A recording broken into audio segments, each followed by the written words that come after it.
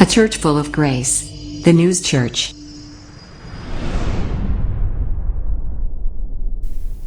이렇게 냉장고 옆에 있으니까 누구 도움 안 받아도 이렇게 예. 그냥 아무 때나 이렇게 너무 감사하네요. 자, 우리 앞뒤 옆 사람과 이렇게 인사를 좀 나눴으면 좋겠습니다. 하나님의 교회는 영광스럽습니다. 이렇게 인사 나누세요. 좀 크게 인사 나누세요. 하나님의 교회는 영광스럽습니다. 할렐루야. 네. 하나님의 교회는 영광스럽습니다.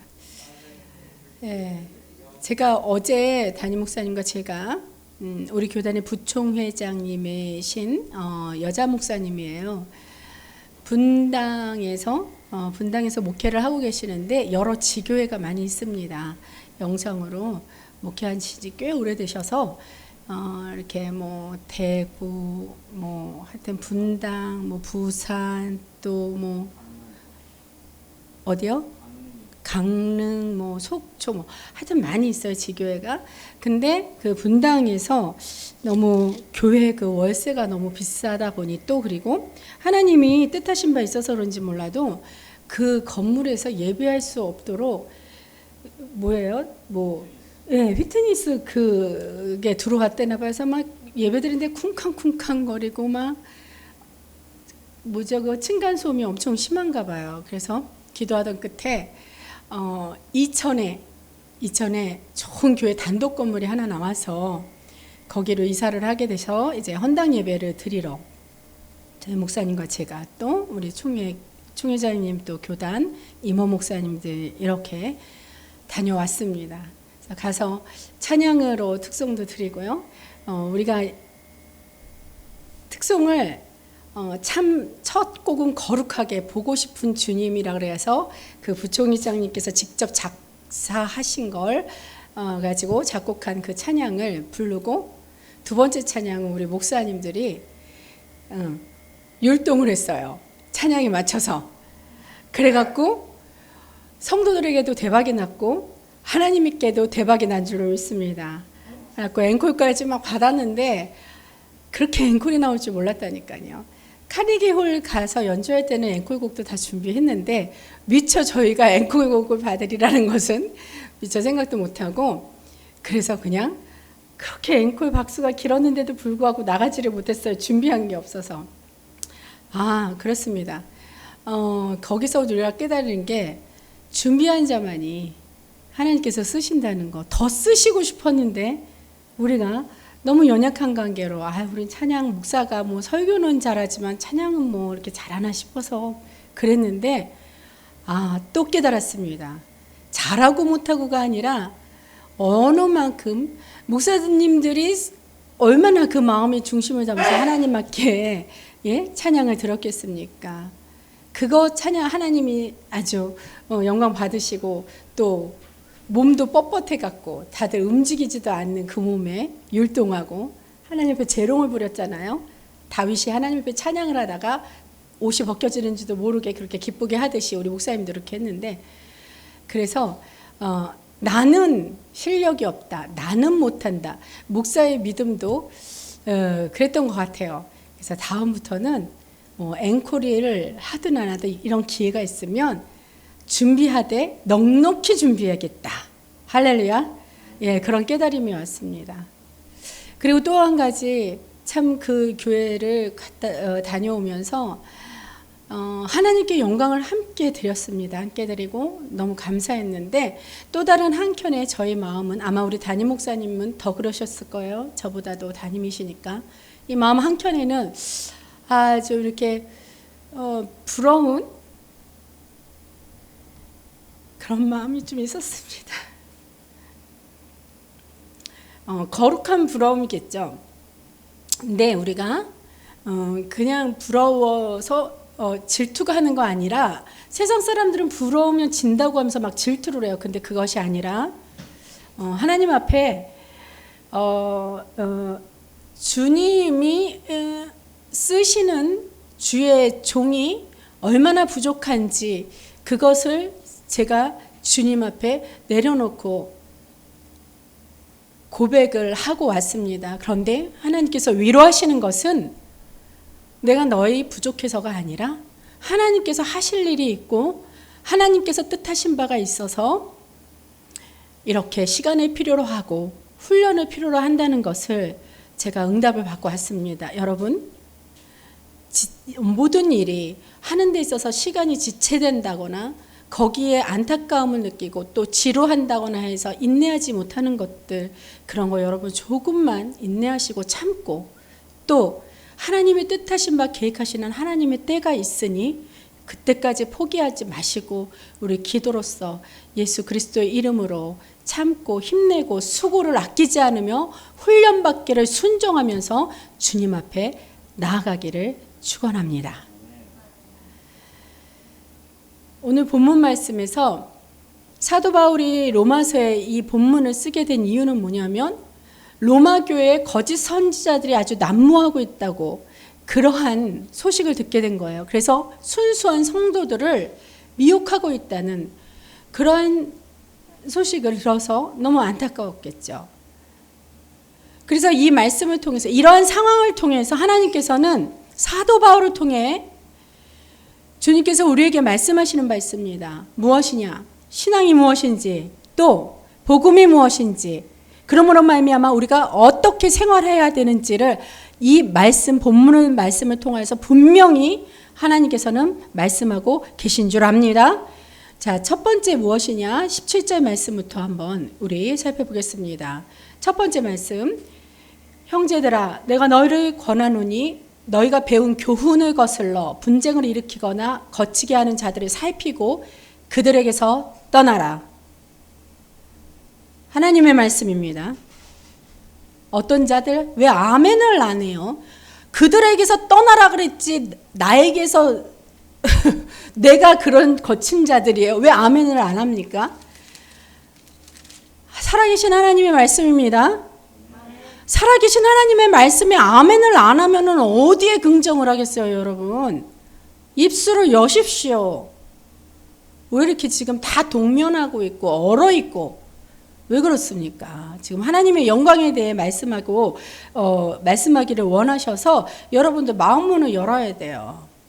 너희가 배운 교훈을 거슬러 분쟁을 일으키거나 거치게 하는 자들을 살피고 그들에게서 떠나라. 그러면 내가 예수 그리스도 보혈의 피로 회개를 하고 죄에 씻긴 바 되는 그 믿음을 가지고 그래 나는 이렇게 되는 자가 되지 말아야겠노라. 아버지 나를 그렇게 인도하여 주옵소서 하는 회개와 믿음의 자세로 아멘을 크게 하는 거예요. 아멘.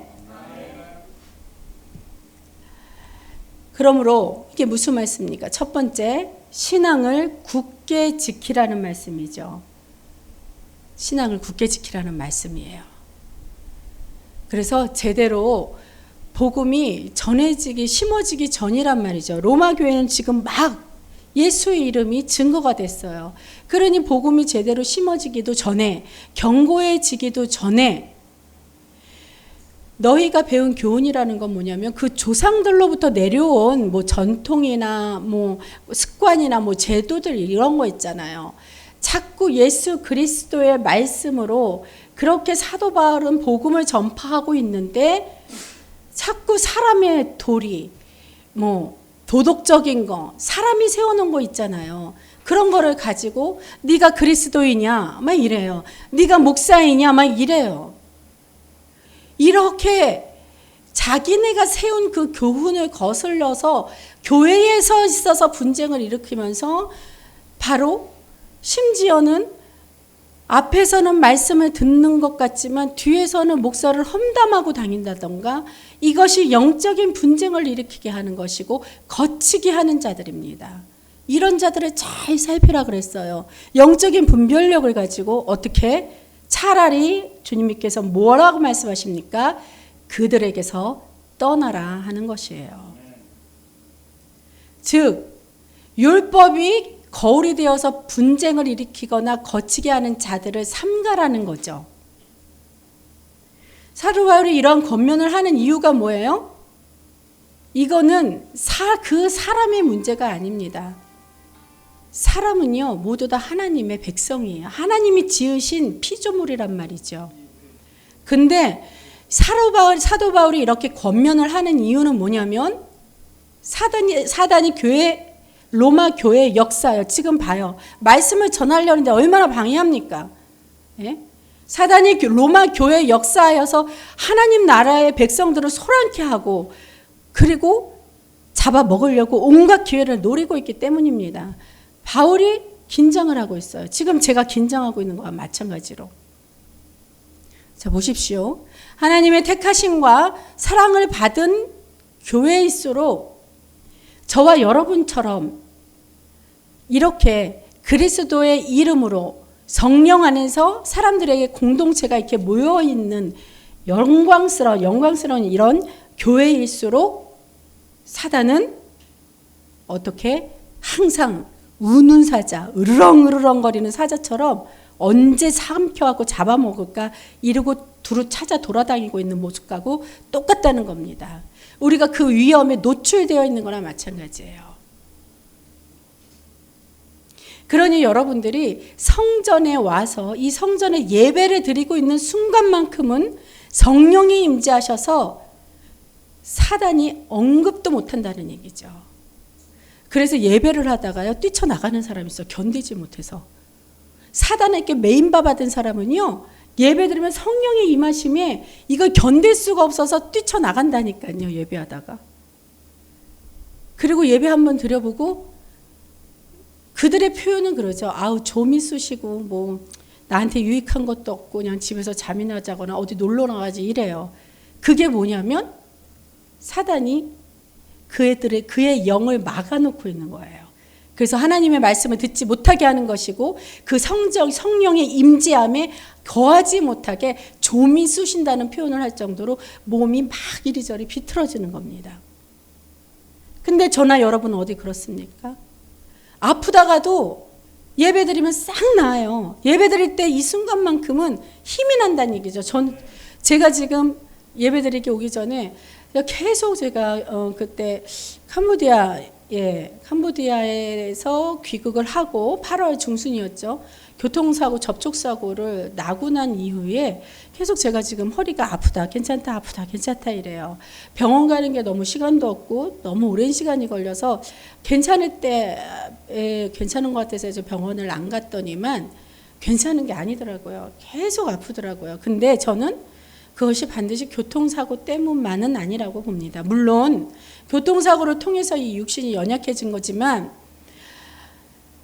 특별히 제가 말씀을 준비하는 토요일이나 또 말씀을 전하기 예배를 드리기 바로 직전이 이 주일날 새벽 아침에는 엄청난 통증이 옵니다. 근데 보십시오.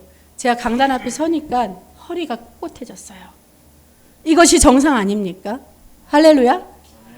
천하 연어분이나 그런 체험을 다 하시기를 원합니다. 아멘. 그러므로 이 사도 바울이 로마서에 얘기한 그 이단, 거짓 선지자들에 대해서 염려했던 거기 때문에 이 말씀을 통해서 성도들이 올바로 서기 원한 거죠. 근데요, 이 사단에게 노출되어서 이렇게 잡히는 사람들 있잖아요. 이 사람들이 모두 다 이 말씀에서는 상징이 아니죠. 그 상황에서 그때 그랬어요.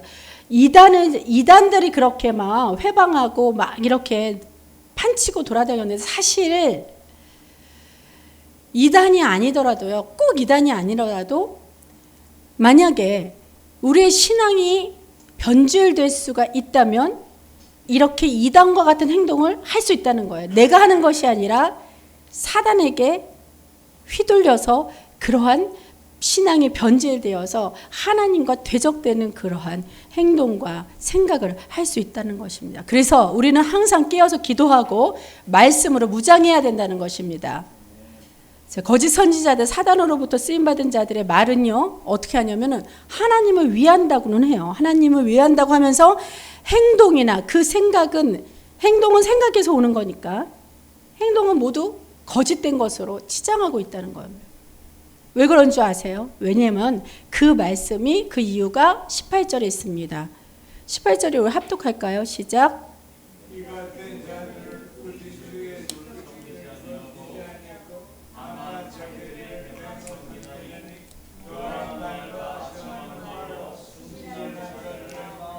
미혹하느니라.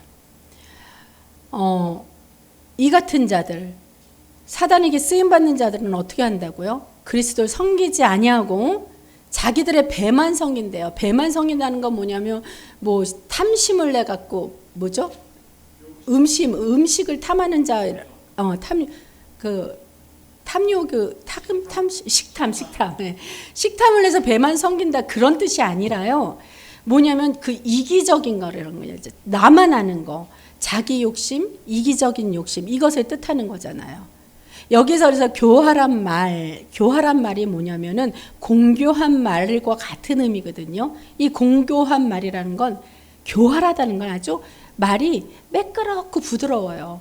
지금 저는 이 강단 앞에서 매끄럽고 부드러운 말이 아니라 막 제가 강하게 그냥 막 아주 그냥 막 엄청나죠. 그러니까 여러분이 어찌 보면 너무 놀라서 아까도 아멘을 순간 당황해서 못했을 수도 있었어요. 그렇죠? 그러나 이 같은 자들은 사단에 쓰임받는 자들은 말을 아주 그냥 부드럽고 아주 그냥 엄청나게 매끄럽게 한다는 얘기죠. 그리고 여기서 아첨하는 말은 또 어떤 겁니까? 내가 사람들이 귀로 듣기 아주 기분 좋은 말만 하는 거예요. 아주 그냥 뭐 입에 혀처럼 아주 그런 말이라는 겁니다.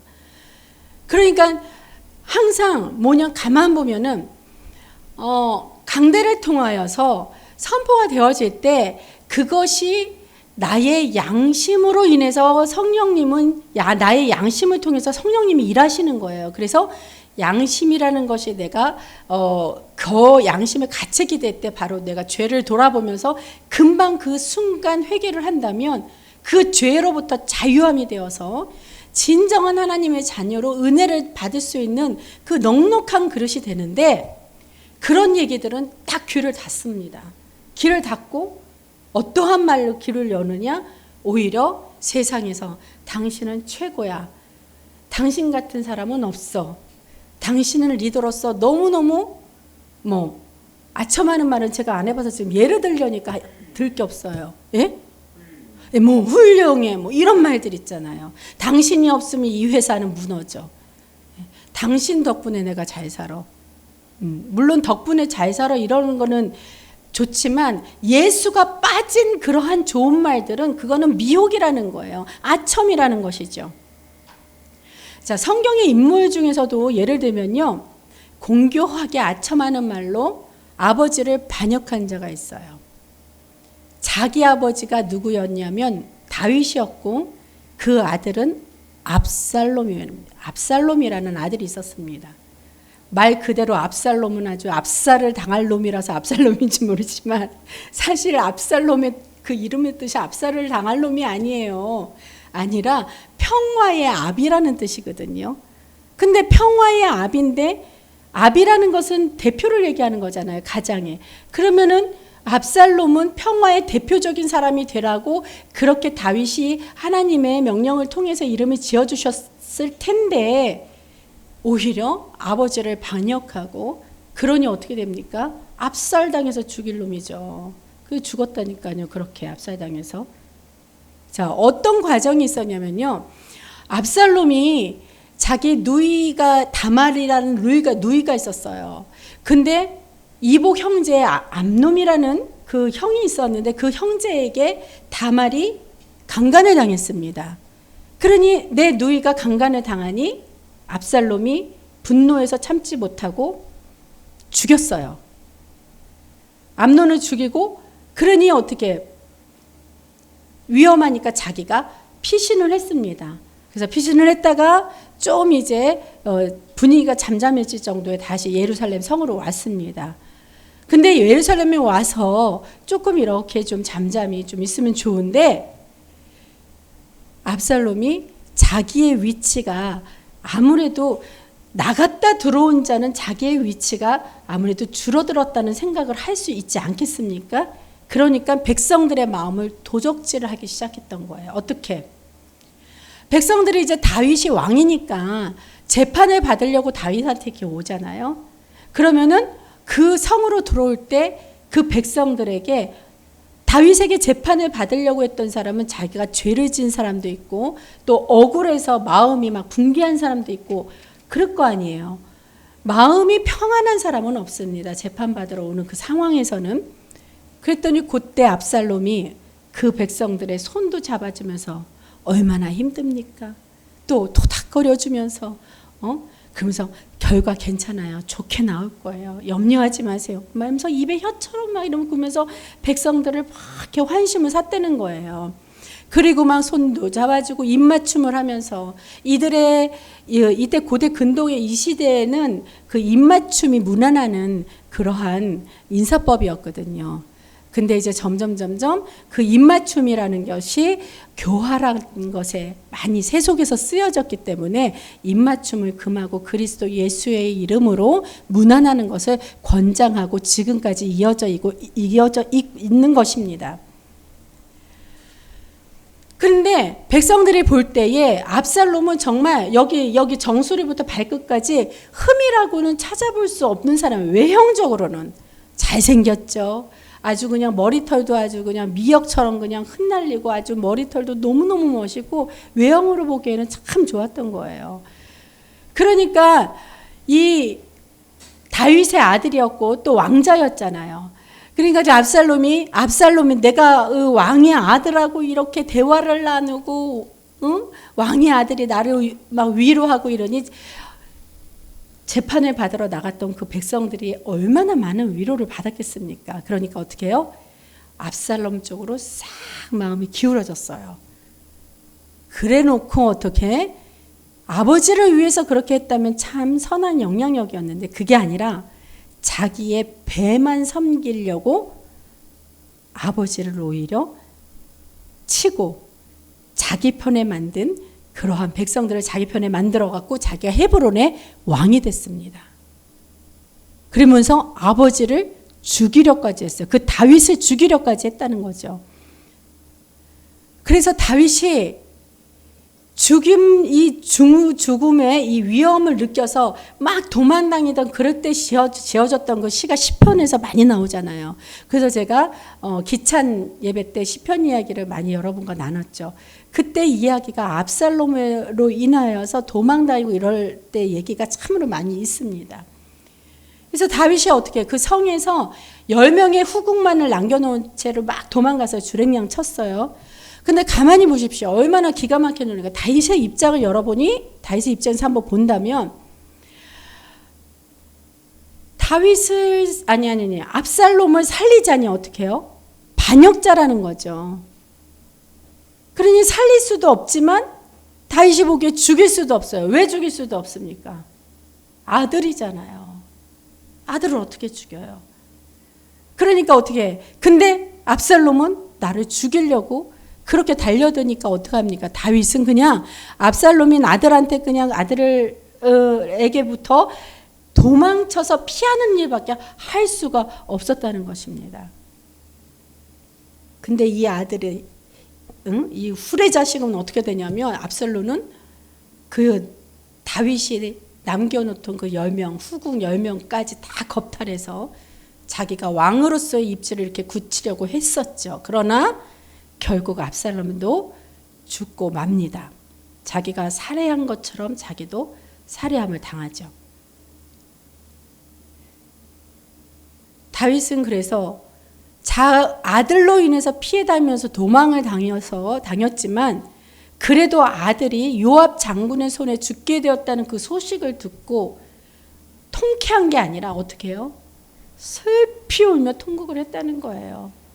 이 콧물이 바닥에 눈물과 콧물이 그냥 막 비오도 줄줄줄 쏟으면서 저는 우리 지금 담임 목사님이 딱 이 처지라고 저는 생각을 해요. 옆에서 보면은 아주 기가 차고 가슴을 치는 통곡할 일밖에 없습니다. 근데 이 마음을 알아주는 이가 아무도 없다는 거예요. 저도 너무나 바쁘고 저도 챙겨드릴 마음의 여유도 없고 하나님이 알아주셨으면 좋은데 하나님은 알아주셨은 그거를 믿음으로 그렇게 갖고 있기조차도 버거울 정도로 너무 역사가 심한 거예요. 여러분 우리 담임 목사님을 위해서 기도해 주시기 바랍니다.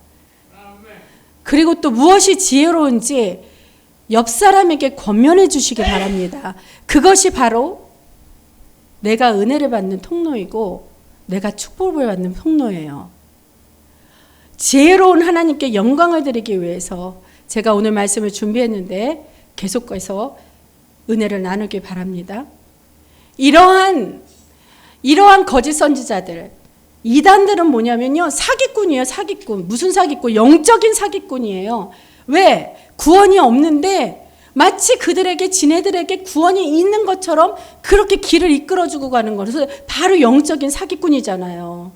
그렇게 사기를 칩니다. 봐요. 교주들 보세요. 아주 그냥 옷도 멋있게 쫙 빼입죠. 생김새도 아주 잘생겼어요. 말은 뭐 청산유수처럼 잘해요. 그리고 또 아주 그냥 막 사랑도 많고 아주 그냥 매력적으로 보입니다. 교활한 말, 아첨하는 말로요. 근데 이들의 주장은 성경과 어긋난다는 거예요. 그래서 순진한 사람들을 다 꼬드기고 이들의 말에 그들이 미혹당해서 하나님의 백성들이 다 빼앗기고 하나님의 백성들이 그래서 그 사단의 종의 노예로 결국은 나중에 보면 괴롭힘을 당하고 산다는 것입니다. 우리가 영적인 사기꾼에만 속지 않고 우리가 이렇게 중심을 잡아야 되는 게 아니라요. 우리의 생활은 어차피 세상에서 사는 거기 때문에 영적인 것뿐만 아니라 육적인 것도 강건해야 돼요. 그래서 영육 간의 강건을 항상 빌지 않습니까? 하나님도 원하시는 것이 영육 간의 강건함이에요. 그러면 육적인 사기꾼도 마찬가지라는 거죠. 사업 시에 사업을 한다시고 아주 내가 많은 유익을 내줄 테니 투자하라고 그러고 또 공교한 말로 또 아첨하는 말로 이러면서 그렇게 사람들이 가지고 있는 것을 갈취를 합니다. 근데 저는 분명히 알아요. 이 사람이 얘기하는 게 육적으로도 알고 저는 영적으로도 압니다. 영적으로는 하나님이 성령님이 분별을 해 주시는 그 영으로서 아는 것이고 육적인 거는 어떻게 아는지 아십니까? 분명히 사기꾼인지 아닌지는 그 사람 자신을 보면 알아요. 이 사람이 지금 성공의 길에 가고 있어서 누구나 보기에 이 사람은 성공자라고 모든 사람이 보기에 성공자라고 인정하는 사람이라면 이 사람은 사기꾼이 아닙니다. 이 사람이 말하는 것은 그 성공의 길로 가기 위해서 조언을 해주는 거고 이 사람은 성공자이기 때문에 상대에게도 성공의 길로 가는 길로 인도해 주는 사람이 분명해요. 근데 지금 그 사람이 봤을 때 이 사람은 내가 친한 사람이기 때문에 성공할 수 있는 사람이야 하고 막연한 믿음과 신뢰가 아닌 모든 사람이 봤을 때 성공자가 아닙니다. 실패했던 경험도 있습니다. 그리고 한다 말만 하면서 아직까지 하지도 못하고 말만 늘어놓습니다. 그 사람은 사기꾼인 것이에요. 본인이 다른 사람을 위해서 성공의 길로 가는 길을 인도하려고 한다면 내 자신부터 이기고 수고하고 애쓰고 노력해서 내가 성공자로 된 다음에야 말을 할 수 있어야 되는 것입니다. 아멘입니까? 말씀과 생활에 적용을 해야 돼요. 말씀 따로 생활 따로.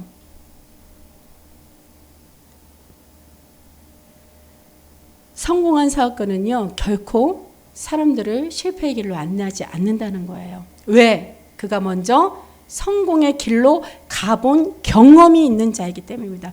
우리 예수 그리스도도 부활한 경험이 있어요. 그분이 부활한 경험이 있기 때문에 결코 사망의 길로 인도하지 않는다는 것입니다. 부활의 길로 인도하시는 분은 오직 예수 그리스도 한 분, 부활의 경험을 하신 그분밖에 없는 줄 믿습니다. 그러므로 저와 여러분이 영적, 물적으로 모두 풍성할 수 있도록, 즉 영육간 강건하기 위해 분명한 생활 가운데 살아야 한다는 것이에요. 그 말씀이 19절 후반에 있어요. 19절 후반에 어떻게 생활을 분명히 해야지 우리가 영적인 영육간 모두 강건할 수 있을까? 19절 보십시오. 보면은 후반 말씀 있죠. 너희가 선한데 지혜롭고 악한데 미련하기를 원하노라. 할렐루야. 어디에 지혜로우래요? 어디에 미련하라 그러죠? 근데 우리가 어떤 세상은 어떻습니까? 선한데 미련하고 악한데 지혜로워요. 즉 잔대가리, 잔머리만 돌린다는 얘기예요. 제가 참 안타까운 것은요, 하나님을 믿는 자들은 순종하는 것이 몸에 배어 있습니다. 그래서 참으로 순수하고 순진해요. 그래서 세상 사람들에 비해 순수하고, 왜? 보혈의 피로 씻김 받은 백성들이니까 순진하죠. 상대를 잘 의심하지도 않습니다. 무조건 상대만 참 잘 받아들여요. 왜? 귀가 열려 있으니까 모든 자들이 하는 말들을 다 그냥 열려서 들어요. 그러니 사기당하기 딱 십상이라는 얘기죠. 그래서 목사님들이 거의 사기를 당해서 거의 신용불량자가 많아요. 근데 참 감사한 것은 우리 교회 교육자들은 그러지 않게 하기 위해서, 우리 목사님이야 뭐 세상 경험이 많으신 분이고 영적으로도 지금 뭐 깊으신 분이니까 뭐 목사님이야 뭐 몸은 괴롭고 마음은 괴로워도 그럴 일 당하실 일이 없겠지만, 저는 세상 물정을 모르고 살았던 사람입니다. 영적으로만 훈련을 받았던 사람이라서 세상 물정은 아무것도 몰랐어요. 근데 하나님께서 약속하신 바 예비하신 축복이 있으라 믿고, 저는 육적인 축복까지도 하나님의 응답을 받아 제가 세상에 나가서 또 한 사업을 시작했어요. 얼마나 감사한지 모르겠습니다. 제가 세상을 알고 나니 더 분별력이 좋아졌다고 저는 감히 얘기합니다. 이 또한 하나님의 인도하심이라고 저는 믿어요. 그래서 예수님은요, 성도가 뱀과 같이 지혜로워야 한다고 그렇게 말씀하셔요. 마태복음 10장 16절의 말씀이 이렇게 되어 있죠. 보라, 내가 너희를 보냄이 양을 이리 가운데 보낸 것 같도다. 그러므로 너희는 뱀같이 지혜롭고 비둘기같이 순결하라. 뱀은 성경에서 사단으로 많이 비유가 되잖아요. 뱀은 참 지혜로워요. 그러기는 한데 어떻게? 선한 데는 미련하고 악한 데만 지혜로운 게 뱀이라는 거죠. 그래서 사단의 종으로 쓰임을 받았지 않습니까? 창세기에서도 보면 우리는 하나님의 주신 그 말씀의 지혜를 가져야 돼요. 뱀과는 다르게. 그래서 하나님의 자녀로 선한 데 쓰임을 받아야겠습니다. 아멘. 우리가 사람들과 함께 교제를 나눌 때나 함께 동역할 때도 어떠한 눈으로 보는 것이 우리가 지혜로운 자냐 보면, 어떤 사람을 볼 때 그 사람의 단점만을 봐요. 자꾸 어떤 사람은 참 장점을 보고 칭찬을 해주고, 교활한 게 아니에요. 아첨하는 마음이 아닙니다. 주 안에서 격려하고 칭찬하고 응원하는 말이에요. 근데 그럴 때 그 시선이 하나님의 시선으로 하나님이 쓰시는, 그 사람을 쓰시는 그 장점이 있단 말이죠. 그것을 나도 그 똑같은 시선으로 그 사람의 장점을 보고 하나님의 마음과 같이 똑같이 응원하고 칭찬하고 격려를 해주시는 그런 사람이 있어요. 근데 어떤 사람은 그 장점을 눈이 가려졌는지 미련한 거죠. 예? 선한데 미련한 거예요. 그러니까 어떻게 단점만이 보이는 거예요, 자꾸. 그러니 너는 이래, 너는 저래. 하나님께 쓰임받는 사람인데 심지어는 주의 종에게도 단점만을 보면서 그걸 꽂아서 목사가 왜 저래, 권사가 왜 저래, 장로가 왜 저래, 더뉴스 성도들이 왜 저래 이러고 단점만을 꽂고 다닌다는 거죠. 하나님이 분명히 쓰시고 계신 저와 여러분임에도 불구하고 이것이 분열을 일으키는 것이에요. 교회의 분열을 일으키는 자는 성령 회방죄에 해당이 됩니다. 그러므로 아무 유익이 없는 거예요. 내가 유익이 없는데 상대에게도 나눠줄 수 있는 것이 고갈이 되기 때문에 무엇을 나눠주겠다고 그러면서 입으로만 그렇게 얘기하고 다닙니까? 그것이 영적 사기꾼, 육적인 사기꾼이라는 거죠. 단점만이 보여주는 그런 부정적인 사람, 눈먼 사람에게는 기회가 오지 않습니다. 왜?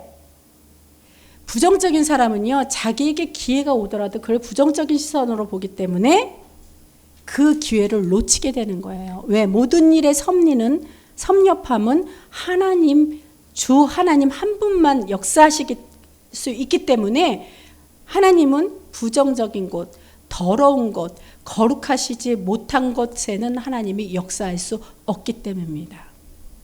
그렇기 때문에 그러한 사람은 평생 기회가 없어요. 그렇기 때문에 맨날 그 모양 그 꼴로 사는 것입니다. 죄송한 표현이지만요. 그래서 이참에 저도 저를 생각해 봤어요.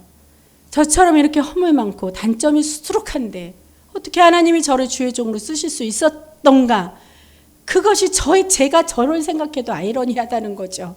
아버지께 아버지 왜 저를 쓰십니까? 지금이라도 아버지. 지금이라도 수없이 울고불고 그렇게 주님 앞에 이랬지만 아버지께서는 저에게 칭찬하시는 그 딱 한 가지가 있었다는 거예요. 그 한 가지로 저에게 위로를 주시고 그 한 가지로 용기를 주시는 아버지가 얼마나 감사한지 그 감사와 사랑과 은혜 때문에 제가 이 강단에 손을 여기서 내려놓지 못하는 것입니다. 사명을 다하려고 이렇게 애쓰고 힘쓰고 수고하는 것임을 여러분 함께 중보해 주시기를 부탁드립니다. 그렇기 때문에 제가 교만할 수가 없어요. 내 스스로 내가 잘났다고 내가 무엇을 했다고 의를 내세울 수도 없게 되는 것입니다. 완벽하지도 않고 온전하지도 못하고 오직 완벽하고 온전하신 분은 바로 예수 그리스도 한 분밖에 없기 때문에 그리고 이렇게 힘든 상황에서도 아버지께서는 우리 교인이 아니라면 우리 교회에서의 모든 성도들이 부족한 거 알아요. 여러분 참 많이 힘들 줄로 압니다. 하지만 여러분이 힘들고 여러분이 부족해서 하다고 해서 교회가 하는 일이 멈출 수는 없는 것이에요. 선교도 해야 되고 찬양도 해야 되고 예배도 드려야 하고 이외에 업그레이드된 하나님의 사업을 많이 해야 됩니다. 근데 우리들이 부족하다 그래서 손 놓을 수는 없지 않습니까? 그래서 하나님이 저 하나만이라도 뉴욕에 보내시고 사실 우리 담임 목사님 같이 가야 되는데 담임 목사님 이번에 노회장이 되셨잖아요. 인천 남녀 노회장님이 되셔서 그 노회 정기 총회가 있어요. 그걸 빠질 수가 없습니다. 또 노회장님이 되셔서 개인적인 또 사역 때문에 모든 그 몇십 명 되는 노회원들을 뭐 날짜를 이렇게 미뤄서 그렇게 할 수가 없기 때문에 그렇기 때문에 저만 가게 되었습니다. 그래서 제가 가게 되었을 때 하나님께서 외부 사람들로 인하여서 많은 중보와 또 여러 영적인 것뿐만 아니라 물적인 그러한 후원까지도 아버지께서 그렇게 보내주시면서 동역하게 하시면서 참 많은 위로와 격려를 해주셔서 제가 용기를 얻고 갈 수 있습니다. 그리고 나머지 딱 하나 해야 될 그러한 역할이 있습니다. 여러분 기도해 주시기 바랍니다. 기도해 주시기 바랍니다. 8시 정식위에 기도회가 참 좋은 기도의 시간이에요. 함께 동역하는 자에게 그리스도 예수의 이름으로 축복이 있을지어다.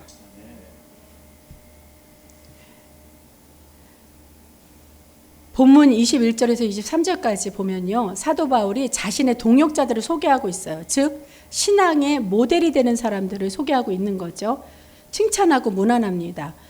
그래서 그 사람들을 보고 19절 전반을 보니까 너희의 순종함이 모든 사람들에게 들리는지라 그러므로 내가 너희로 말미암아 기뻐하노니 이런 말씀이 기록되어 있어요.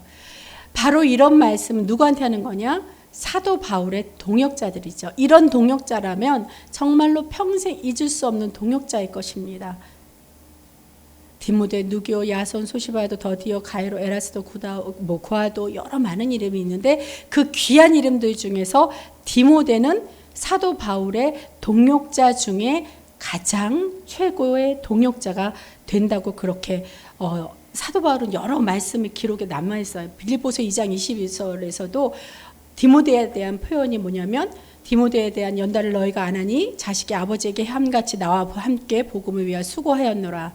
이렇게 하고 디모데전서 1장 2절에서 믿음 안에서 참 아들인 디모데에게 편지하노니 뭐 이렇게 얘기하고 디모데후서 1장 2절에서 사랑하는 내 아들 디모데에게 편지 그러면서 뭐 바울과 형제 디모데는 디모데에서 표현한 것이 뭐 아들도 되고 형제도 되고 뭐 제자도 되고 여러 가지 좋은 그 역할 때마다 표현한 그러한 디모데가 참 바울의 입장에서는 엄청난 동역자였다는 것을 평생 동역자가 되셨다는 것을 알 수 있죠. 얼마나 아름다운 동역자입니까? 우리가 정말로 최고의 동역자가 뭐예요? 가장 가까운 부부끼리는 바로 아내와 남편이 되는 것일 것입니다.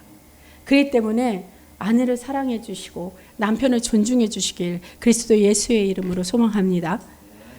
저의 개인적인 바람은요, 디모데 같이 귀한 동역자가 나타난 주었으면 해요. 물론 우리 담임 목사님 귀한 동역자시죠. 그렇지만 저의 동역자라고만 두고 그렇게 여길 수가 없어요. 왜 담임 목사님 나름 그 사명이 있지 않습니까? 저는 저 나름대로의 부부 목회를 하기 때문에 목사로서 사명이 있기 때문에 그 각각의 사명에 대한 동역자가 필요한 것입니다.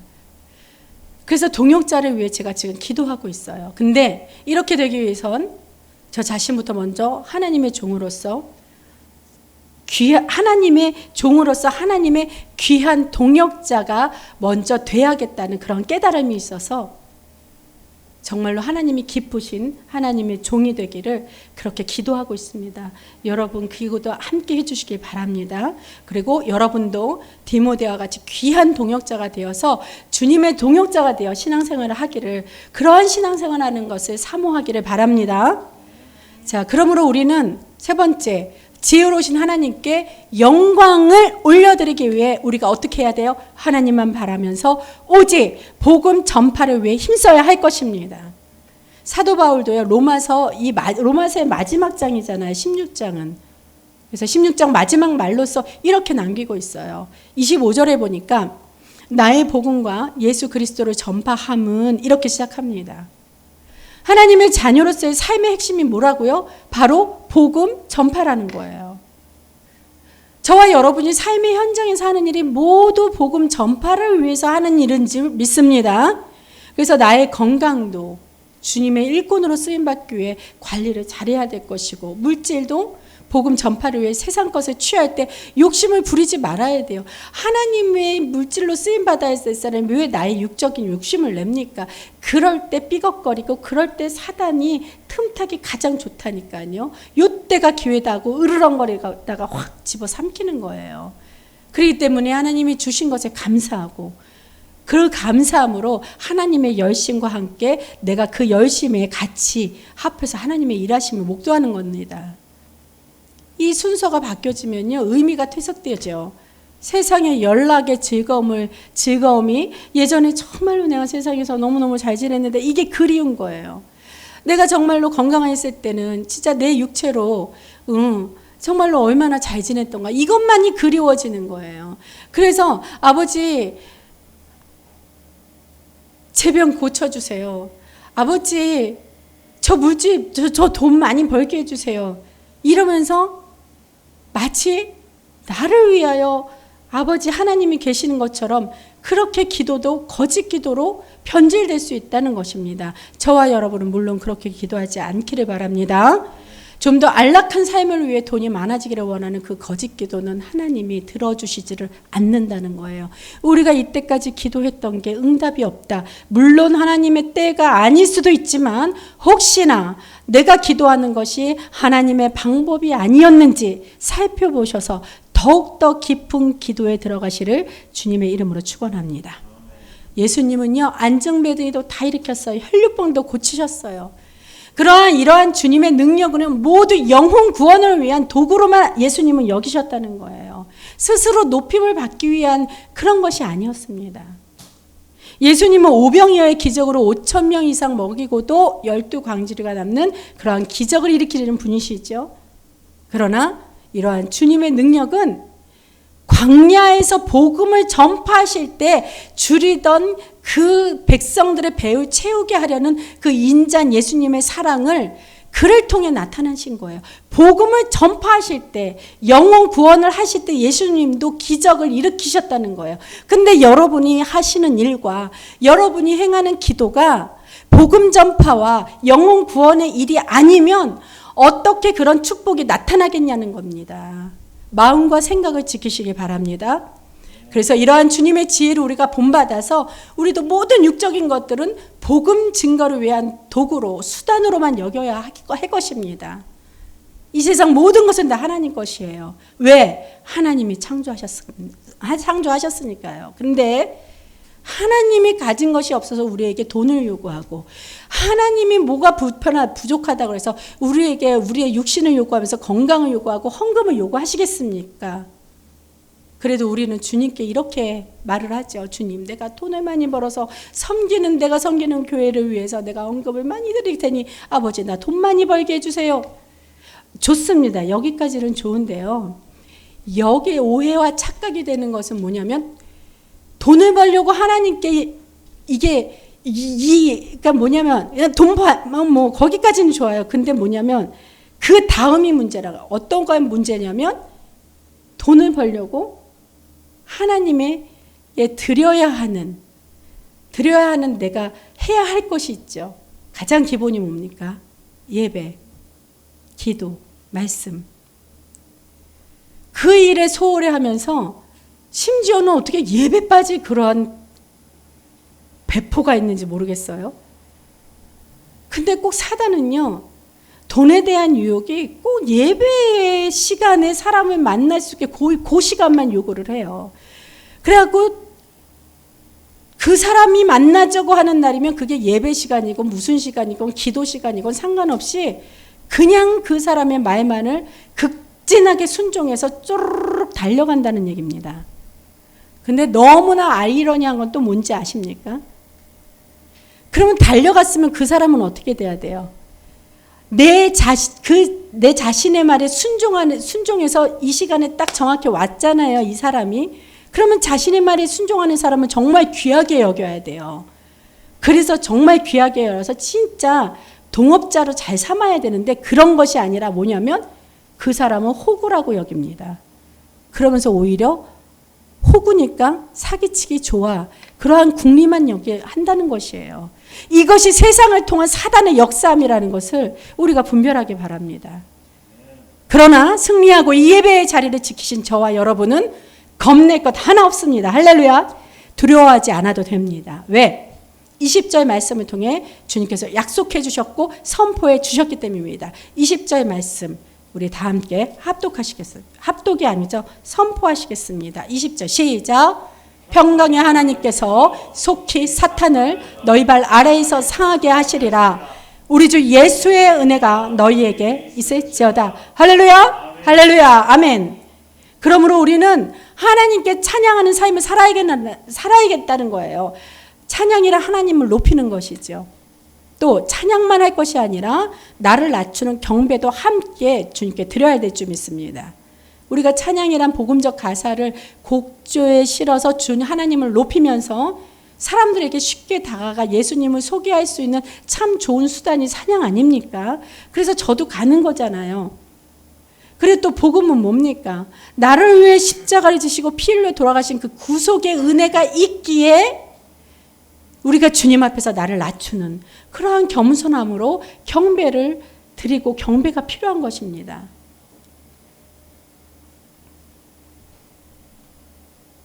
이러한 찬양과 경배를 하기 위해서 가까운 곳도 아니고 특별히 저는 저만 간다는 생각 안 합니다.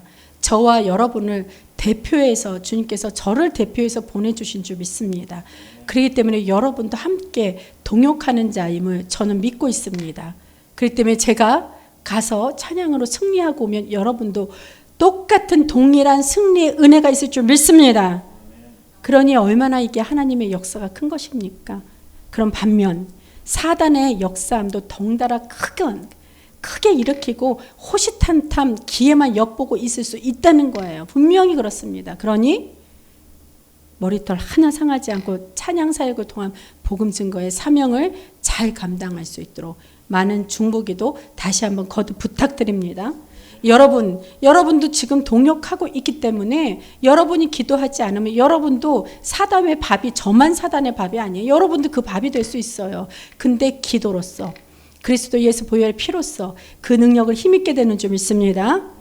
자, 그리고 기도 끝에 여러분도 이제 저나 담임 목사님과 함께 그 복음 증거를 위해서 디모데와 같은 주님의 동역자가 되게 해달라고 사모하면서 그렇게 기도해서 우리 신앙의 업그레이드가 됐으면 참 좋겠습니다.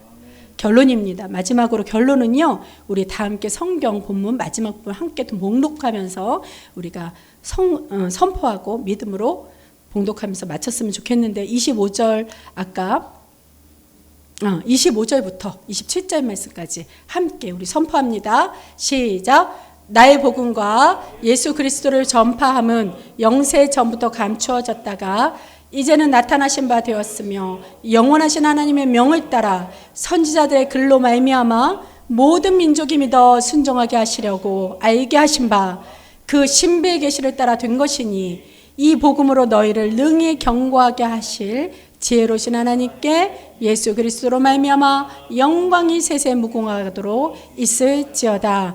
아멘. 하나님은 지혜이십니다. 할렐루야. 지혜의 하나님의 말씀이 우리의 능력이 되어서 복음을 전파하여 모든 영혼을 주님께 인도하시는 것이 저와 여러분의 삶의 목적이 되기를 축원합니다. 복음 사역이 주님께 영광이요. 이 영광된 삶을 살려고 할 때, 그 삶을 위해서 수고할 때 날마다 승리하는 삶이 되어 주님께 모든 축복과 은혜가 넘치도록 부어지는 저와 여러분이 되기를 그리스도 예수님 이름으로 축원합니다. 기도하시겠습니다.